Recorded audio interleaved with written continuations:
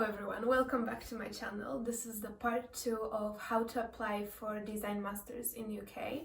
So I hope that you watched the first part. If you didn't, I'm gonna have it linked down below, so make sure you watch that one first because I'm gonna continue talking about the same subject here. So if you don't already know, my name is Patricia. I've just recently finished my master's degree in London. I studied fashion design. And I want to talk a little bit more about the whole application process and how do you actually get to university. So as I talked a little bit more about personal statement, I talked a little bit more about portfolio and the first interview that I had. After Central St. Martin's, which I obviously didn't get into, I didn't really have high hopes at that point. I knew that this is such a difficult university to get into. You need to always try. Even if you're not sure about university, even if it's one of the best universities and you're like, well, there's no way I can apply for this one, try it. You literally, with master degrees, you have nothing to lose. BA degrees, if you're applying for UCAS system, I would be a little bit more careful because obviously you have only 3 major options, I think, and 2 others. So maybe you need to be careful with choosing 3 best universities. There's always option that is more secure, more available for you, just to make sure that you're not gonna be left without any options. So I went back to Poland after my interview with CSM, and I must say I was a little bit discouraged, and it wasn't even because I didn't get into it. It was because they literally, out of 20 people that were applying with me, selected maybe 3-4, I think it was 3-4 people for further interviews, and the rest of us just had to go home. So I don't know, it's just not even getting into the second step of the applying process, the recruitation process, is a little bit discouraging for everyone. So at that point, that's how I felt. And I think that I came and I was also applying for other universities, so I was waiting for responses from them, and I got emails from 2 universities in London as well. And for one of them, I didn't even have the interview. It was just an email about recruitation process, I think something about my portfolio, and I immediately got an offer from them. So I had this one secure place just in case. And I also had the other university that I applied for. So with this one, when you apply for master's degrees, you're gonna have usually 1 full year of master's. Sometimes it's 15 months of master degree, and that's it. And you have other options, so you can either go for part-time course, which is 2 years degree, or you can go for something called 1 year plus 1 year of placement. It basically means that you study 1 year and you're looking for a full-time 1 year internship. And that was the option that I really was after, because I thought that I'm gonna gain some experience, I'm gonna try myself in the industry. I've seen all of the great sides of it, so I was like, yeah, that's the option that I would really like to go for. So I got the response from that university with invitation for an interview, and it was a Skype interview. So it was really stressful, I'm not gonna lie, because I kind of really wanted to get into this university, but I was really trying to be also quite realistic about it. That's something about my character and my overall personality, that a lot of people perceive me as a quite negative person, although I really consider myself a realist person, because I just need to be real with myself and see the best and the worst possibility and the worst case scenario as well.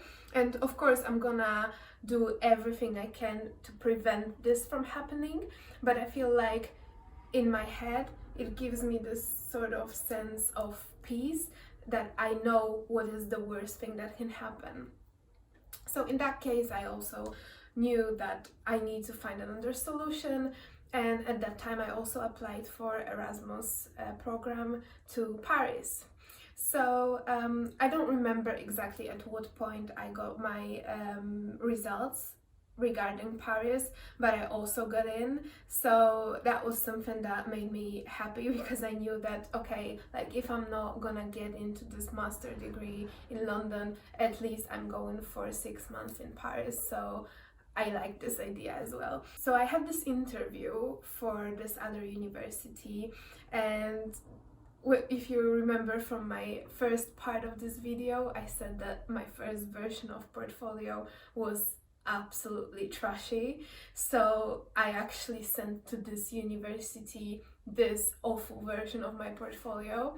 So I was really ashamed of myself at that point, and I remember I actually showed this portfolio to my sister and my other friend, and they were like, oh my god, like what did you do? What are these rectangles in the background? Like what is this layout? Like where are these colors coming from? Like, I got this interview and I spoke to the tutor, and he was really direct with me, and he actually told me I'm not really a huge fan of this portfolio.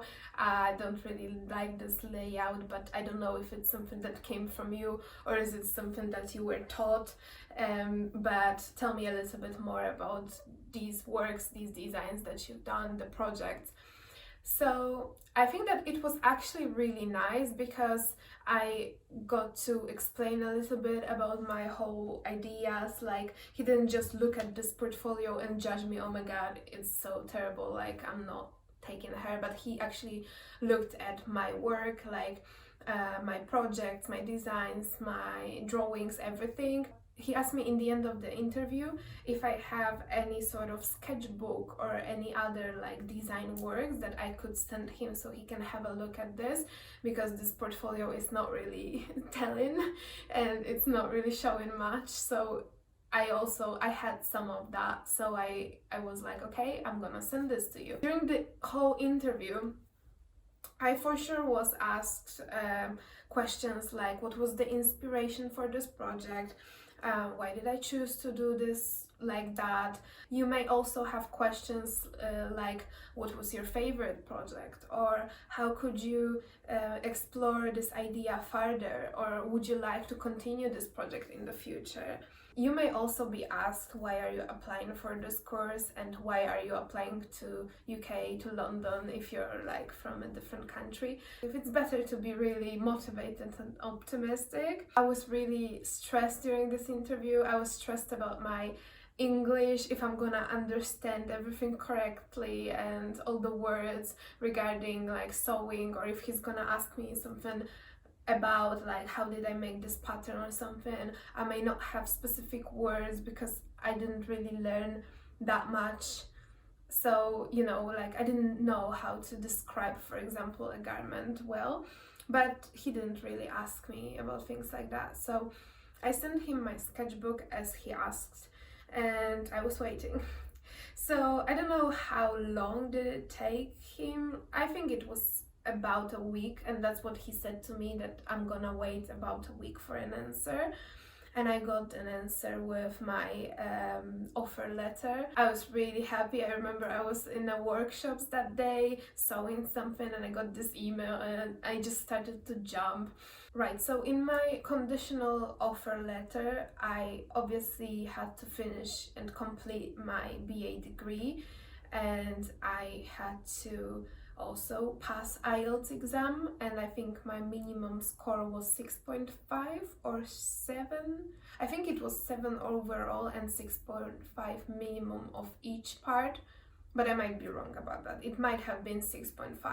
When I told you before that you shouldn't really rush into IELTS exam, and I meant it, I decided to go for IELTS exam in March, I think.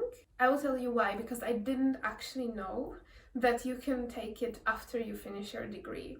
So I thought, okay, I'm gonna go for it now and see how it looks like if I passed, to know if I even should like continue my applications and if I should continue to bother with all of these applications process. Because for me, I thought that if I didn't pass this exam, then I'm not going for UK universities. I'm just gonna go for this Paris Erasmus option or take a gap year or something, but I wasn't going to continue applying. I decided to go for IELTS as soon as possible, to apply with IELTS already and just have it done.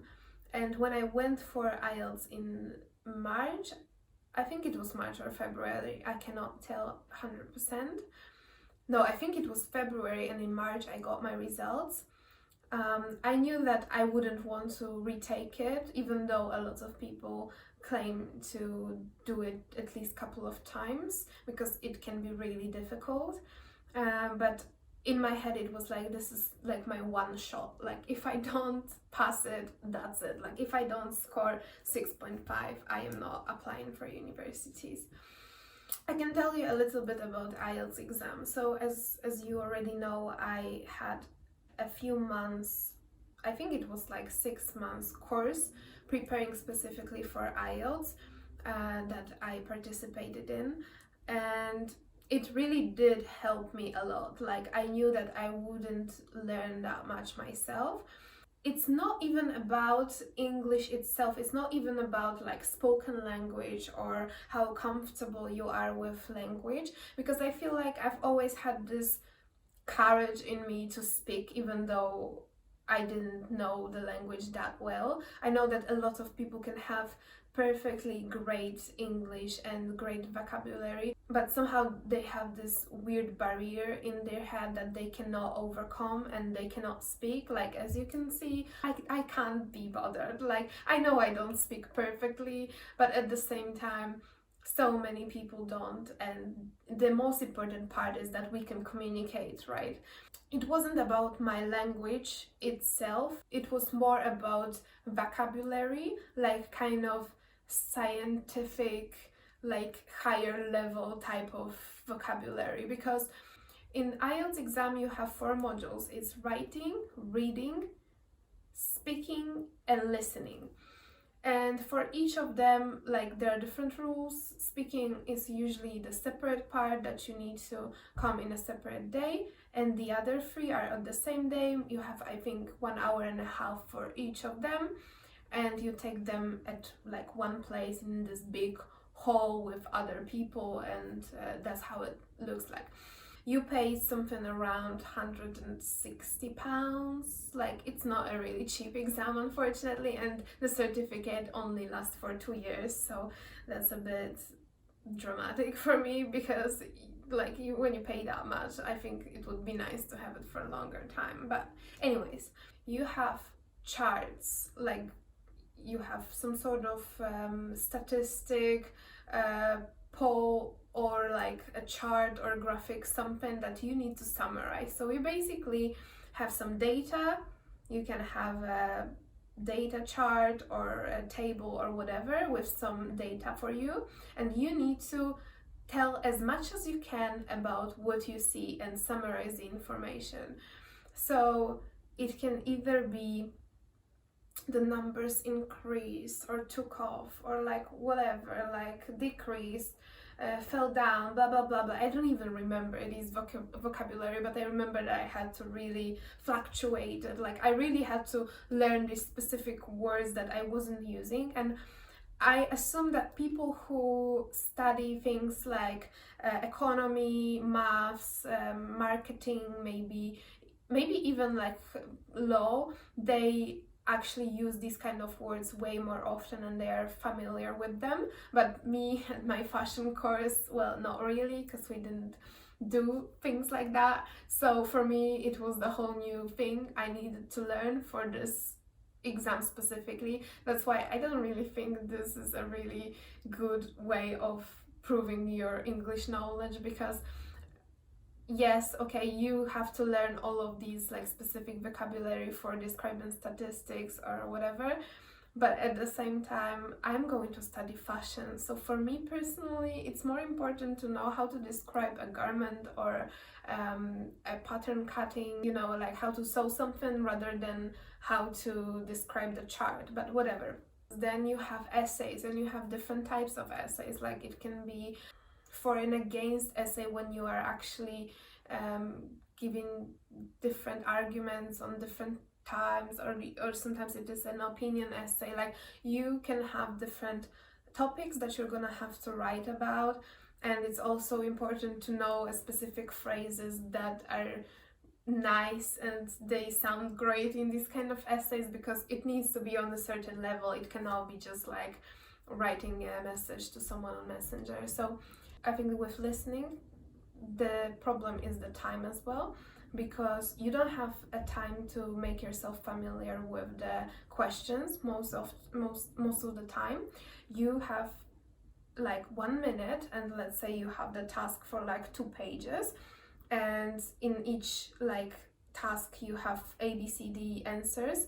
So technically you should first read them, read all of the ABCD, and then start to listen. But quite often you don't have time to read it in first place, so you are listening here, all like the reading that they have for you, like this listening part, and at the same time you need to focus on the answers and read them and focus on both of them. So for me, I don't think I am that multitasking. My brain is not working that well, so that was challenging for me to like concentrate on 2 different things at the same time. And with reading, the time is the challenge, because you have literally 60 minutes for 3 different readings to 3 different sheets, and so it means that you have 20 minutes on each of them, plus like I don't remember how many like questions to it, but quite a lot. So when I was going for this course, they told me that it's actually better for you not to even bother reading this whole text in first place. You just have a look, you try to kind of find the key points, like what is it about more or less, and then you go directly to questions. You read a question, and because questions are usually to each paragraph, so you go back to the paragraph and you're finding your answer. So don't read your paragraphs in first place, read them when you have the specific question. That's a little advice that I had, and I think it works. I think writing for me was the easiest part, but it's because I always liked writing, so it was not that big of a deal for me, even though I think my topic was not really the most pleasant one. But definitely listening and reading is not my thing. Speaking was also quite easy. I didn't really mind it. It was okay. You just basically come, sit down, you have a sort of introduction and like 1 minute of a conversation that is not graded, like you don't get judged for that, so you just like need to talk about whatever. Then you have a specific topic that you need to talk about for a certain amount of time, so you kind of need to be practicing this kind of free speaking about whatever. Like let's say someone tells you, I don't know, pineapple on pizza, and you need to speak for 2 minutes, you're kind of writing an essay for and against, but with your mouth at this point. Like that's the way it works. You need to speak as much as you can and you're gonna be fine. So yeah, that was my IELTS exam. I was waiting 1 month, I got my results, I scored exactly the level of points I received was exactly the level I had to get. So when I got my offer from university, I already had my IELTS results, so I knew that that's what I am fine with. I just needed to finish my BA, and I was pretty much done with everything. So yeah, I finished my BA, I finished my collection. In the beginning of July, we had something called obrony. In Poland, the presentation that you make is in front of the jury, your professors, your tutors, and they're gonna ask you questions and they're gonna judge you for that. So that's kind of the way it is. It is quite stressful because you have all the other people around and everyone is looking at you. So if you're not really comfortable with speaking in public, you can struggle with this one a little bit. That's why it's always good to actually practice this somehow and be prepared. I think I wrote my speech like a day before the actual presentation, but it went fine. I got a good grade. So I finished my BA, I moved back to my family home. I had like 3 weeks kind of off, but not really off because I was already searching for jobs, applying for jobs, and I was looking for a room for myself when I would move to England. So it was not really off. I didn't have like a proper holiday time. I was already thinking ahead about moving.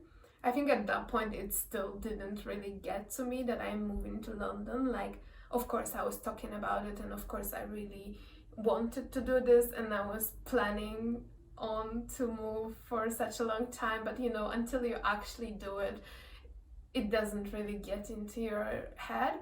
So I had my plane on 26th or 7th of July, and yeah, I had one big suitcase with me. I came to London by myself to my Airbnb.